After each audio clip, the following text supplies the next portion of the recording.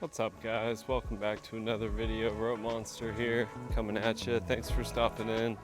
First and foremost, I just wanted to thank you guys for the birthday wishes from last video. I had such a great day, and in large part to all you guys smashing the like button, subscribing, wishing me a happy birthday, telling me your favorite Mexican beers, all that. And with that being said, I did just turn 36 years old.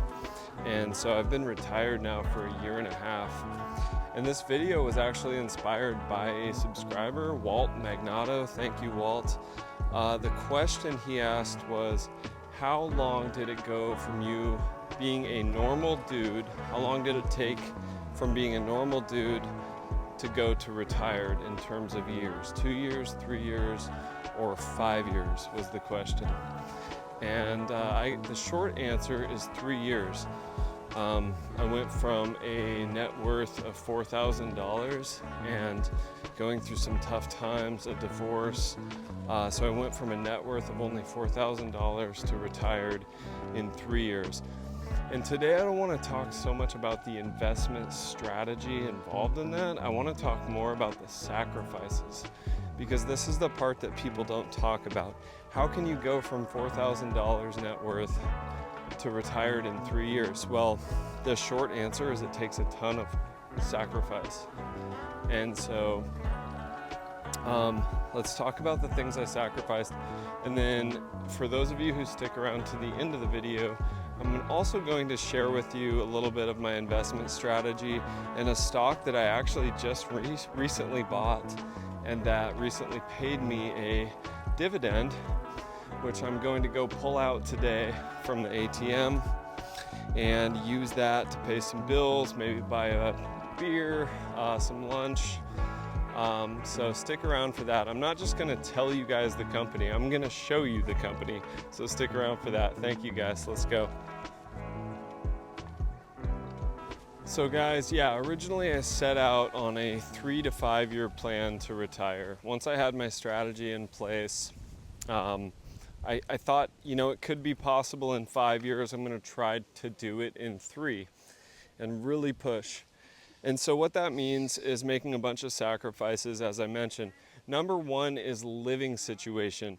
Guys, if you're living in, like, say, a 2-bedroom apartment, that could be as simple as going down to a cheaper, maybe studio apartment.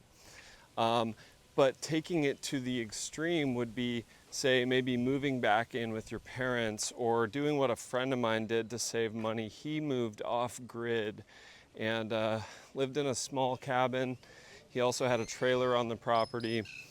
I personally went from living in Mexico after my divorce to moving back with my dad, and I actually stayed in his motorhome so that I had my own private space. So guys, getting creative on your living situation, getting to the point where your savings rate is like 70% is huge. If your savings rate is only, say, 10%, it's going to take you years, if not decades, probably more like decades, no matter how much you make. Say you make $70,000 a year, but you're able to invest $45,000 of that. And so your savings rate is high, but you make $100,000 a year and your savings rate's only 10%. You can only invest $10,000 a year. It's going to take you at least a decade, maybe 15 years to get to retirement at that rate. So keep that in mind. Savings rate is extremely important, and your living situation is probably the number one thing that dictates that, because that's not really discretionary. You have to live somewhere. But if you're willing to get creative and make big sacrifices on your living situation, you can retire a lot faster, and that's what I did.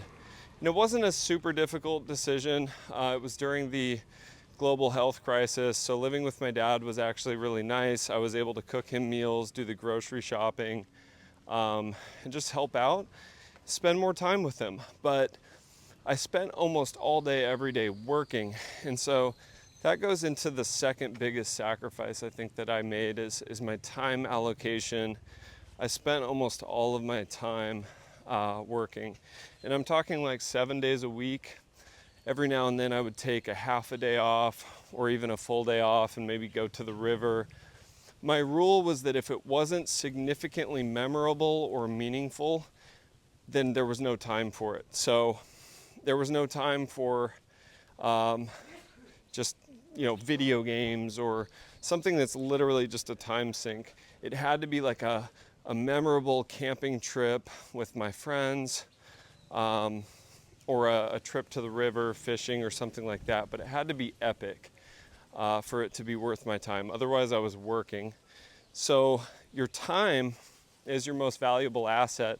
People talk about allocating your money, investing your money, but make sure that if you truly want to retire in 3 to 5 years, that you properly allocate all of your time. And the other thing, guys, is keeping up with my friends. So at this point in my life, I was in my early 30s. My friends were all upgrading their lifestyles, buying Teslas and fancy SUVs. And I actually needed a new vehicle as well. And at this point, I had saved about $70,000. And a lot of that was still in cash, not invested. And so I could have gone and paid cash for a Tesla. But what I did instead is I bought a used 2014 Hyundai Accent hatchback SE for about $7,000. And I was kind of living by this rule of if I can't pay for something 5 times over with cash, I can't afford it. And so I could have paid 5 times over and then some cash for that Hyundai. For the Tesla, no, I could have only bought one and all of my cash would have been gone and I would have been right back to ground zero. So instead I bought a fairly cheap economic car, still a fun car to drive, sunroof, rims on it. It wasn't atrocious, but it wasn't a Tesla. It wasn't a high-end Jeep like some of my friends were getting. And it actually served me really well. And another reason why I bought that car is the maintenance. The maintenance cost per 100,000 miles on Hyundais and Kias is, as far as I know, the lowest of any car out there. So that was the one I went with, and I definitely got like some looks of shame from women, from friends, like this big guy in a tiny little hatchback. I really didn't care because quietly I was becoming fairly wealthy and approaching retirement. And the first $100,000 is the hardest part. So it doesn't make a lot of sense to get up to say 70K and then spend it all. You're so close to that inflection point where your money starts snowballing and working for you. So the car, the lifestyle choices, and a lot of my friends who had, segueing into the next one, a lot of my friends who did buy Teslas, they went out to the same bar every night, drinking, $7, $8 beers, $15 cocktails. And I completely stopped doing that, so I didn't have to see them anyway, so it wasn't really a big deal. But that's the other thing, is cutting out the drinking at bars. It's so expensive.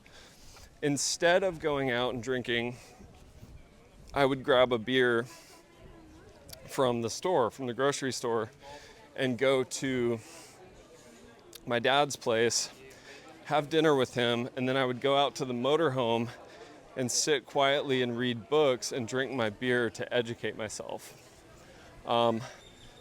So while my friends were at the bar getting drunk for really, for a lot of money, sometimes, $150 bill, I was sitting there reading Peter Lynch or Pat Dorsey or Warren Buffett's books and having a nice high quality IPA for $3, and then going to bed so I could get up early and go back to work.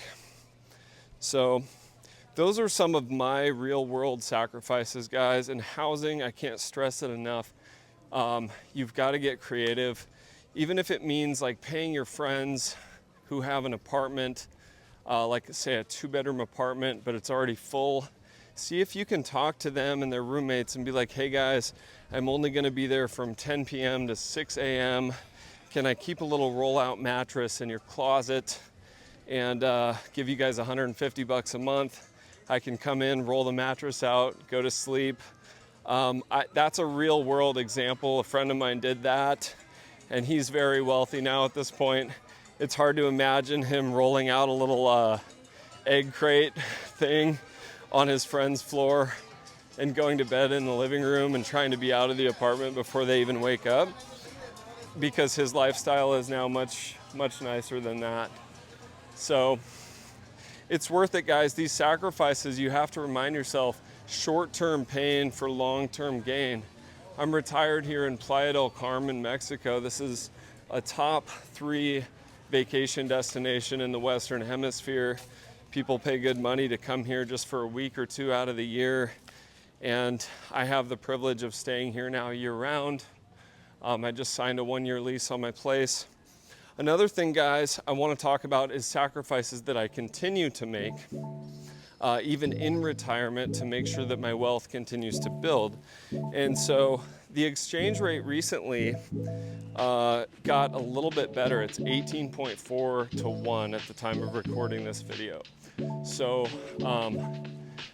I am still living in a studio apartment. I really like it. It's close to the beach. I could afford a 1 or 2 bedroom, and that might be a little more comfortable, but I've chosen to stay in this studio apartment for at least another year so I can keep saving money. And with the current exchange rate, that apartment is only costing me $353 US a month. So digest that for a minute. Another sacrifice that I made is right when I retired, I went to Ecuador for 7 months instead of going straight to my beloved Mexico, which I know well. I went into the unknown because I knew Ecuador was even cheaper than Mexico. And in Ecuador, I was paying $260 US a month for a 2-bedroom house with a yard and a mountain view of Cajas National Park. A giant bag of produce and food would cost me no more than $10 US. So my grocery bill was maybe 20 a week.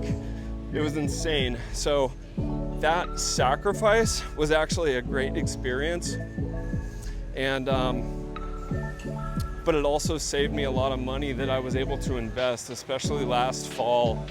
There were a number of stocks on sale, and I just went big and invested as much as I could, and I'm up as much as 40% on some of those investments. So it was so worth it, guys. Delaying gratification, short-term pain, long-term gain. All right, guys, without further ado, I'm going to show you the company that I have been buying. Stick around just a moment for that. See you in a minute.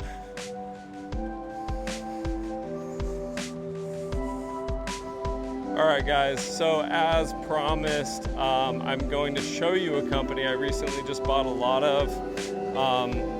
So without further ado, let's get over to one of their many locations here in Playa del Carmen.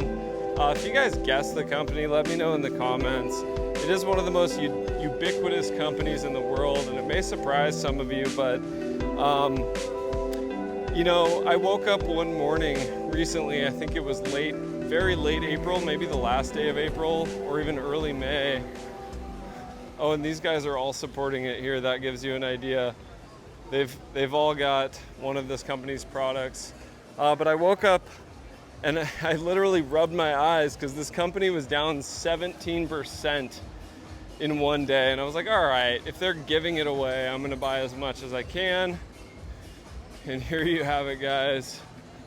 The ubiquitous Starbucks. Let's go. So I just went to the ATM actually and pulled my dividend from them out. And that way I can use it to pay some bills, buy myself a caguamon. But I just pulled out this big, nice chunk of pesos right here. And that's all from Starbucks, just doing work, doing what they do. And the reason the stock was down so much is they had their quarterly earnings, and 2023 was a record year for them. They had, they were having 9.4 billion in sales in a single quarter. And this quarter, the earnings came in at 8.8 billion, and like the whole world jumped off a cliff. Their in-store traffic was down, I think, about 4%. Guys, business is not linear, especially a cyclical, consumer cyclical company.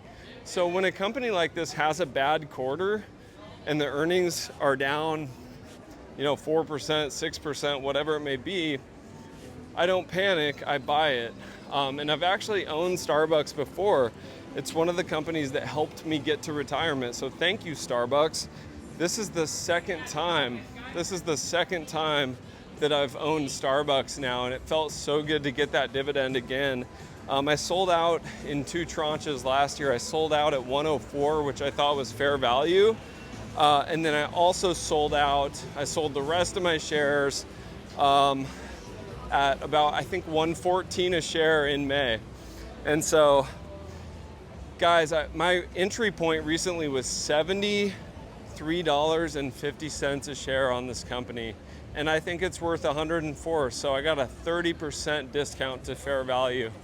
For now, I'll collect the dividend. When it reverts to fair value, you know what that means? It means I'll be up 30% on that stock.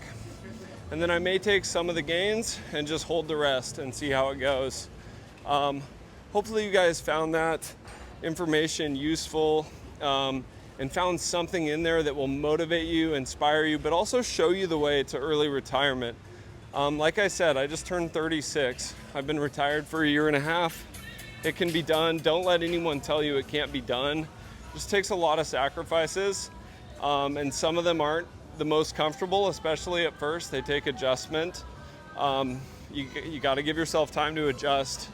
Don't quit after a couple weeks and say, I can't do this.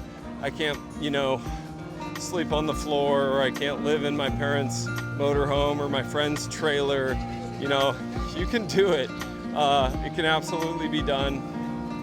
So guys, if you want to learn more about living cheaply in Playa del Carmen, I'll leave a link to that video right here.